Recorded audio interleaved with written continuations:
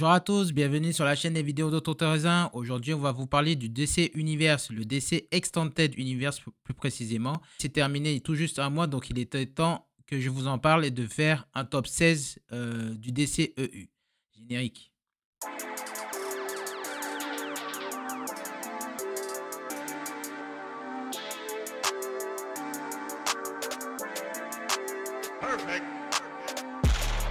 Quand on parle de DCEU, ça nous fait mal à la tête. J'ai mal à la tête.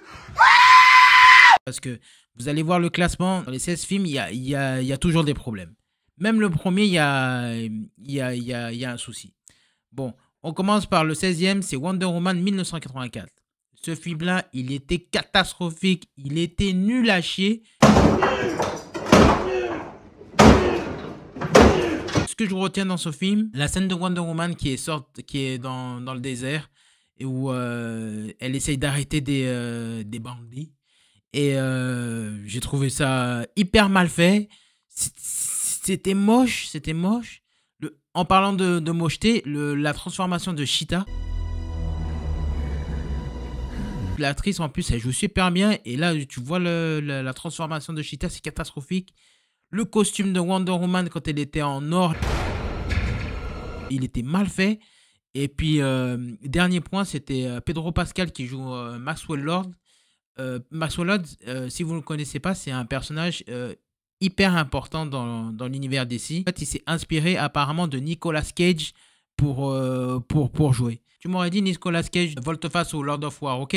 C'était vraiment pas la chose à faire. C'est ça, pour ça que Wonder Woman 84 sera en 16e position et en dernière. En 15e position, Suicide Squad, premier du nom. Et bah pareil, hein, nul, hein, nul à chier.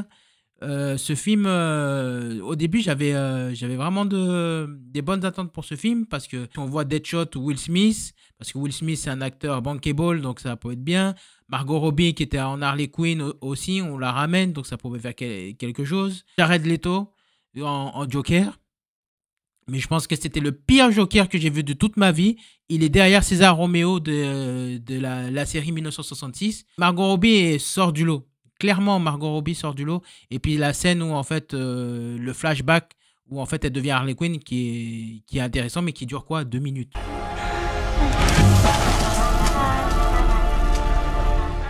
David Ayer a déclaré dernièrement, David Ayer c'est le réalisateur, il abandonne le Ayer's Cut, parce qu'apparemment c'était pas sa vraie version du film.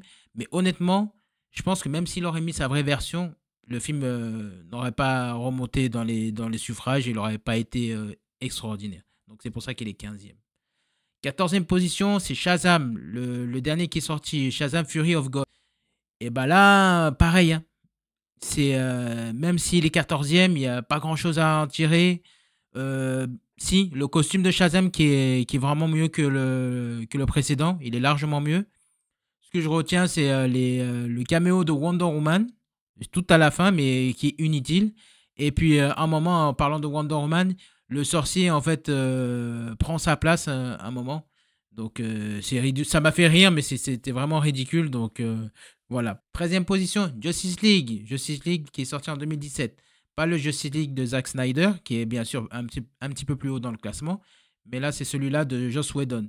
Donc, il y a eu tout un pataquès que je vais revenir dans une vidéo bientôt pour vous parler de Justice League. Il y a eu plein de défauts dans ce film, des effets spéciaux. Le personnage de Cyborg, qui est très important dans les comics et très important pour la Moverbox et compagnie.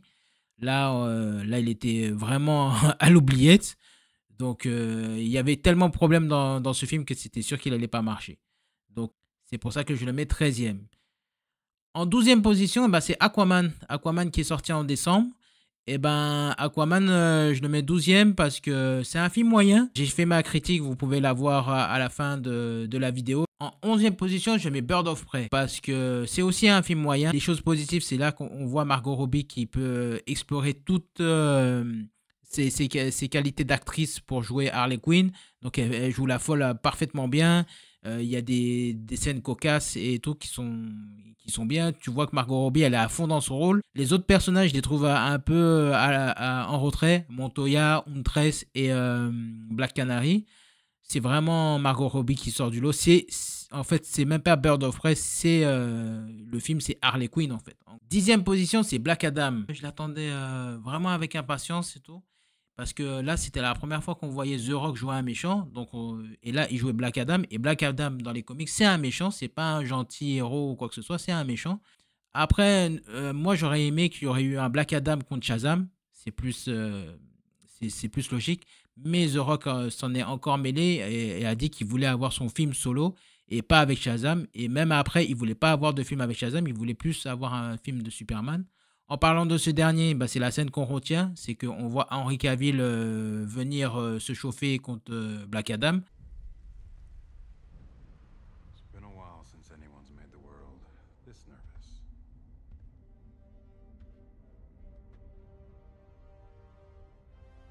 Black Adam. We should talk. C'est ça l'intérêt du film, principalement. J'aurais plus voulu voir le côté vraiment, vraiment dur de The Rock, tu vois. Pas qu'il fasse le gentil héros, c'est pas ça qu'on demande. En 9e position, je mets The Flash. The Flash qui est sorti l'année dernière. Il y avait pareil, hein, beaucoup d'attentes de ce film, hein, de toute façon. Dans tous les films de DCEU, on attendait un film, c'était Flash. Franchement, on attendait celui-là. Et c'est coup-ci, coup-ça, hein. Bien sûr, les effets spéciaux sont mauvais, très clairement. Et puis, franchement, dans les 16 films, il y en a pas beaucoup où il y a les effets spéciaux qui sont vraiment bien faits, hein. Donc, ils ont vraiment un problème de ce côté-là d'ici. Mais je le mets 9e parce que le personnage d'Ezra Miller joue quand même parfaitement bien Flash. Franchement, faut lui donner ce crédit-là. Le film pouvait être pas mal, mais en fait, ils ont trop mis de références dans les comics de Flash. Trop d'histoires de Flash. Donc, c'est sûr que ça allait pas le faire. Là, c'était le comics Flashpoint. Et Flashpoint, il faut être vraiment costaud pour le faire. Parce que là, en fait, il a mis un petit peu de ci, il a mis un peu de ça. Je pense pas que ça aurait été la meilleure façon de faire. Mais l'histoire était quand même bien. Franchement, faut dire ce qui est. Et je pense que s'il y aurait eu des meilleurs effets spéciaux, il aurait été un petit peu plus haut dans le classement. En 8e position, je mets Blue Beetle. James Gunn a dit qu'il faisait partie du DCU, donc le DC Universe, donc la nouvelle version, mais pas du DCEU. L'acteur qui joue Blue Beetle, et vous l'avez vu dans Cobra Kai, Xavier Zolo. Arrête de me dire n'importe quoi là.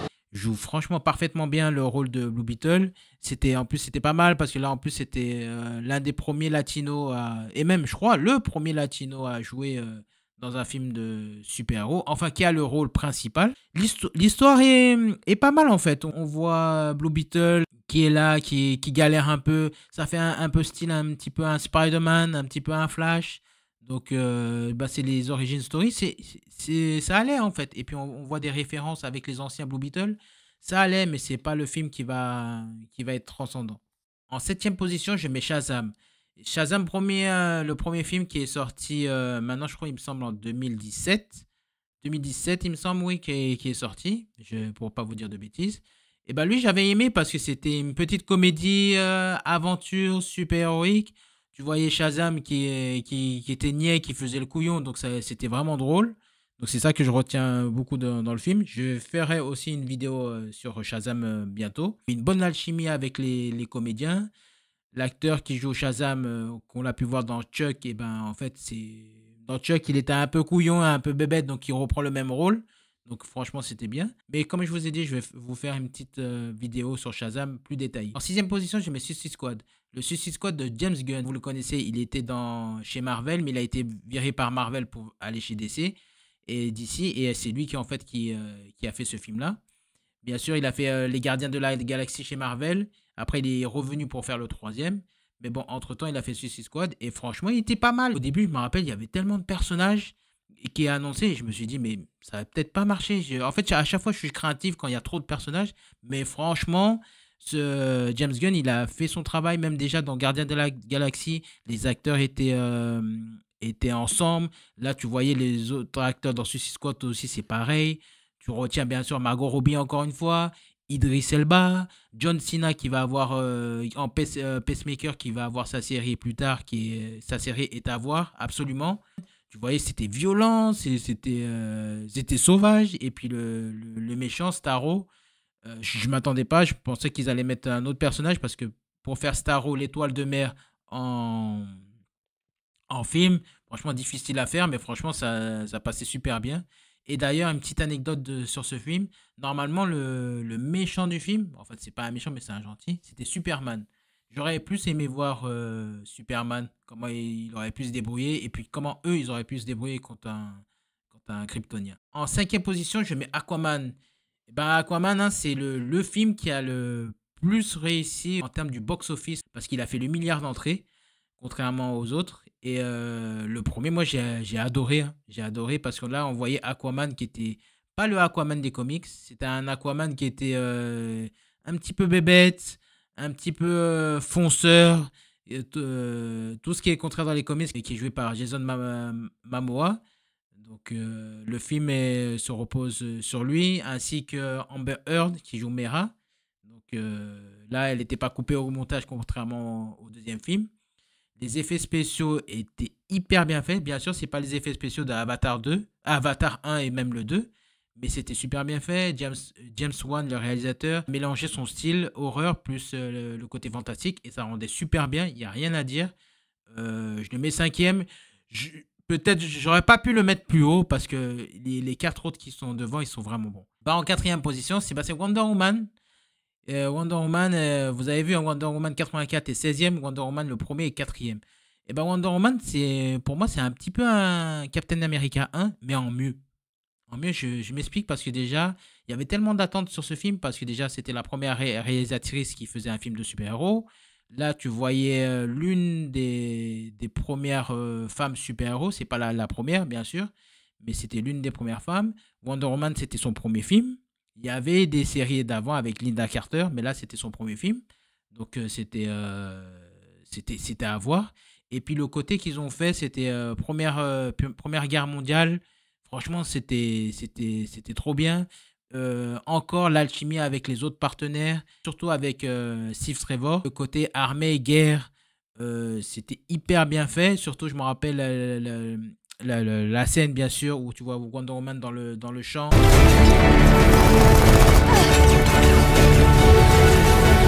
Où ça tire de partout.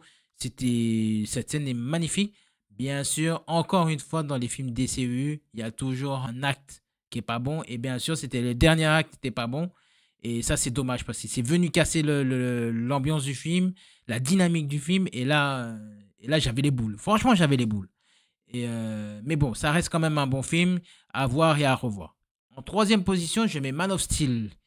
Man of Steel aurait pu être premier, mais je l'ai mis troisième parce que j'ai trouvé qu'il était un peu long en fait.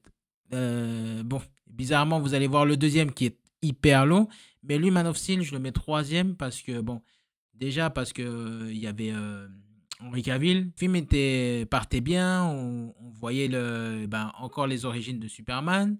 Mais là, c'était plus. Là, on voyait quand même la force de Superman. C'était plus de la destruction. You are weak, son of Hell. Unsure of yourself. Ce qui m'a dérangé, c'est quand Superman, à la fin, il tue Zod. Non, et ça, pareil, c'est comme Wonder Woman, ça a cassé la dynamique. Parce que je pense que s'il n'y aurait pas eu cette action-là, ce film, il serait peut-être mon premier ou mon deuxième dans mon classement. En deuxième position, c'est le Justice League de Zack Snyder. Et ben, que dire de ce film? Pareil, je vais pas trop vous en parler parce qu'il va y avoir une vidéo dessus de Justice League. Comme en fait, ça va être condensé avec le Justice League de 2017 de Joss Whedon plus celui-là. Je vais pas trop en parler, mais bon, ce que je retiens dans ce film, c'est que le film dure 4 heures. Le film est hyper long et le film change carrément toute la version de Joss Whedon. C'est un truc de fou. Comme je vous ai dit, le rôle de Cyborg pour ce film, il est immense. Il joue un rôle très important. Et ça change tout. Le rôle de Batman, le rôle de Flash, le rôle d'Aquaman, tous les personnages en gros. Mais surtout le rôle de Cyborg. On comprend mieux. On voit Darkseid. Stephen Wolf est mieux fait. Les effets spéciaux sont mieux faits. Les scènes qui ont été ajoutées. Les scènes de Nightmare, surtout que je trouve excellentes. Comme je vous ai dit, je vais vous faire une vidéo là-dessus très bientôt. Donc, restez connectés. Et puis voilà. En premier, c'est Batman v Superman. Je me rappelle à l'annonce de ce film, c'était quelque chose de fou. Ce film, tu vois Batman contre Superman, tu dis, mais non, ils vont l'adapter en comics, et en film, et oui, ils l'ont adapté en film. Mais comme d'habitude avec Zack Snyder, il y a des défauts. Et en fait, il a voulu mettre trop de références dans les comics. Donc, il a voulu mettre la mort de Superman, il a voulu mettre The Dark Knight Returns. Ça faisait trop, en fait. Je pense que s'il aurait dû se concentrer que sur Dark Knight Returns, ça aurait été bon. C'était pas la peine de faire la mort de Superman, je pense. Batman je me rappelle, il porte ses couilles. Et il est devant Superman et puis il lui dit, ouais, do you bleed? Avec sa voix et tout. Non, c'était quelque chose. La scène du hangar, c'était quoi cette scène? C'est ça qu'on veut voir dans les films Batman.